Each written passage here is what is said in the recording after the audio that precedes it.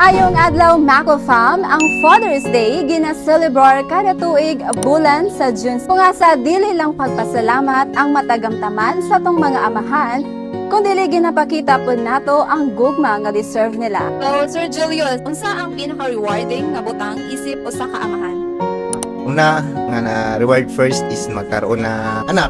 And second, ma-provide nimo ang ilang mga daily needs, ma-provide og mga banding sa mga bata. Thank you kayo Sir Julius and Happy Father's Day. So sa ako lang, sa ka-secretary, so naningkamot ko nga mabanding na ako akong pamilya, kung may atong prikamutan nga alang nato sila kalipay.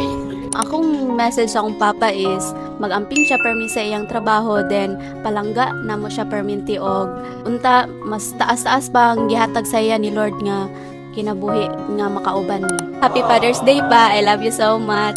Just want to say thank you sa tanan, especially sa mga kahago and sacrifices nga iyang gibuhat sa duha sa manghod. Wala ko diri karon kung wala ka. So thank you so much for everything pa.